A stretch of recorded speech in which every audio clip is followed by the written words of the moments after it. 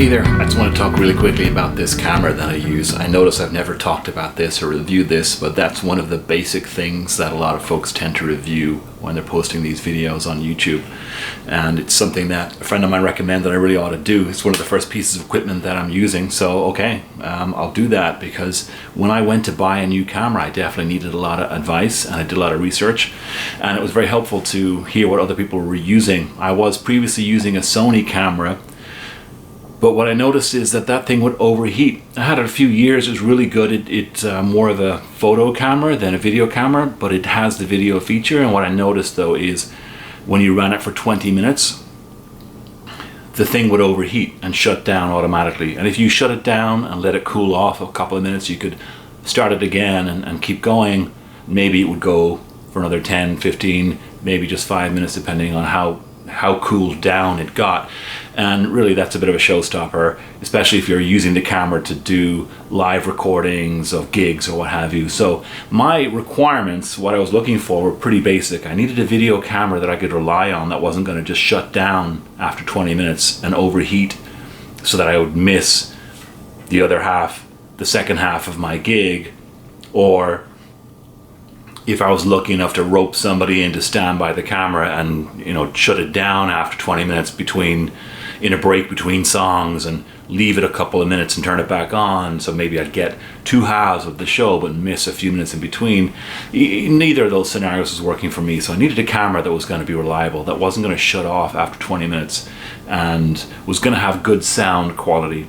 And those were my basic requirements. I did a bunch of research online, and then I read a bunch of reviews, and I went to Best Buy and I talked to the sales clerks there, and I got their opinions, and this is what I walked out with, which is a Canon VIXIA R80. This cost about $299. I got this just a little over 2 years ago. So I've posted about 100 videos on my channel in 2020, so I've used this quite a bit. I've also used it at every live show in the last 2 years, and I can tell you it's a massive step up from my experience with the overheating Sony. It's high definition right out of the box. It goes up to 1080 pixels. There's a lot of features on here that I don't use. For example, it has built-in Wi-Fi. I've never really used that. I always connect it via USB to my Mac and get the files directly off it that way. You can connect an external mic. I haven't done that, and I'll talk about that in just a second. It comes with 16 gig of memory already on board, which is more than enough, I find, for doing 2 or 3 events, or 2 or 3 videos, or a gig and a couple of videos before I have to start deleting content off of there. And it also takes a bunch of memory cards if you want. It has AV and HDMI out, so you can go directly out that way. But as I said, I usually just put it out through USB and take the files directly onto the Mac and work with them there. It can shoot in fast and slow motion, but usually that's something I will do in post-production in editing. And has a 57x zoom, which is pretty powerful. Cool features: it has a little swivel display unit, so it's easy enough to kind of tilt that and do it whatever angle. And you can also do full reverse as well, so you can even face it out the other direction, which is pretty cool. If you want to put this on a tripod, for example, and have it facing you, you can kind of have the display facing you too, so you get a sense of what's being recorded there, which is really useful. Now, I said that I don't tend to attach an external mic, and the reason being, I find the sound quality off of this is extremely good. I've used it at live shows. I've also used it just to record music at home, and I find that the sound quality is always more than acceptable. Sometimes it's pretty awesome. I even compared it in an A/B test with miking up directly to my amplifier. I was testing out a couple of different distortion pedals in one of my videos, and I mic'd up the amplifier directly into GarageBand to get an audio track that I could then use to overlay on top of the video later. But when I went back to do that, I found that the raw audio from the camera was actually better sounding to me than what I'd gotten by miking up the amp. Now, that might come down to maybe how I set up the preamps or the particular settings or filters I applied in GarageBand, but the basic fact remains that the sound quality out of the box with this camera was more than sufficient, and I've never really felt the inclination to attach the mic to it. I will say that as I post more music online, I do get quite a few comments of people saying, hey, we love this song, but we'd love to get a different balance of vocals and guitar, and maybe hear a bit more clarity and do a little cutting out certain frequencies. So I think more and more I'm recognizing the fact that I do need to start learning how to use the audio interface that I bought a little while ago. It's not overly complicated, but it's just a bit more equipment to set up. So if you want to avoid setting up more equipment and you're like me, you just want to be able to plug and play, this is an awesome camera. Some of the disadvantages I find with it though, the on-off button and the playback button, where you can toggle between recording and viewing the files that are on there, they're sort of inlaid into the plastic, right? So unless you really know where that is, it's gonna kind of be a pain in the ass, and you have to really look in there. And more than a few times I've hit the off button instead of the little play button, because they're, you know, even trying to get them to show up on this video here, they're almost imperceptible. So that's one disadvantage. You have to really peer in there. And for me, when I'm plugging it into the Mac and making sure that I hit that playback button so that the Mac will recognize that there's an incoming device and start pulling in the footage, more than once I've turned the camera off in error. So that's one little disadvantage. Another disadvantage I found, which really irritated me at first until I figured it out, so I thought I'd mention it, is it does come with its own USB cable so that you can plug that directly into your Mac and take the footage off. But what I found is it looks like any other standard USB cable. However, when I picked up one of the USB cables from another device, like most people nowadays, I've got boxes full of cables, so I have tons of USB lying around. When I picked another one up and tried to use that, it just didn't work. It didn't recognize it.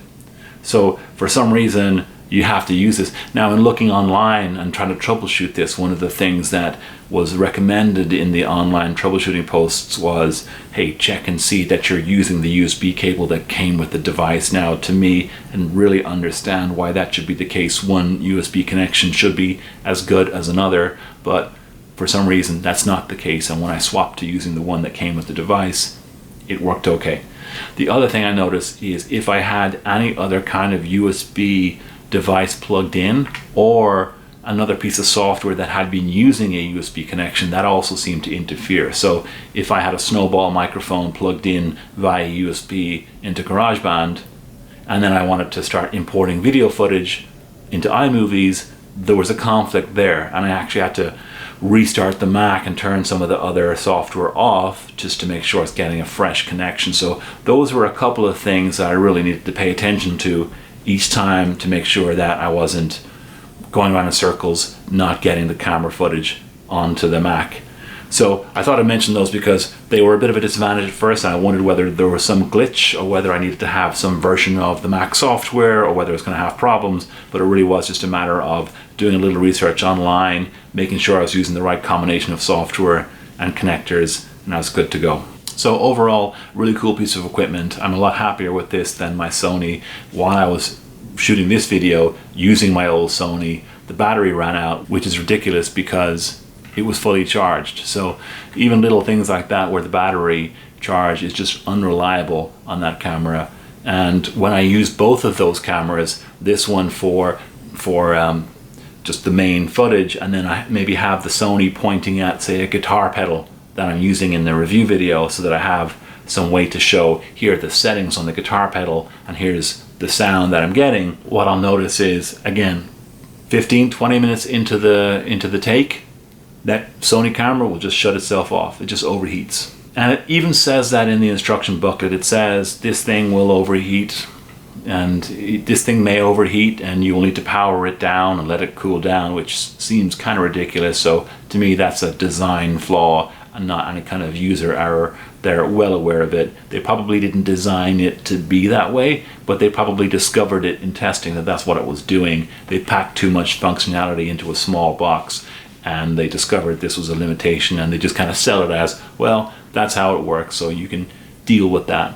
So definitely recommend this guy over the Sony, and it's pretty small. It fits in the palm of your hand, very light. I usually put it on top of a tripod. It works really well. So that's what I wanted to talk about today, is just the camera that I'm using to shoot most of this footage. And if you're looking for something that's gonna be reliable, shoot great quality video and audio, and be super flexible with getting the footage onto Mac and iMovies or wherever else you want to go, then this is definitely a very inexpensive option for you, but packed with all sorts of other great features that I don't use, but really add a little value for money if you want to go a bit above and beyond just basic shooting. So for example, with the Wi-Fi connection straight out to HDMI maybe, or pulling in an extra mic, for example. So that's all for this week. So Happy New Year, everybody. And if you like what you see on the channel, as always, don't forget to click like, hit the subscribe button, and hit the bell icon so that you're notified when I post new content. And I'll see you again in the next video.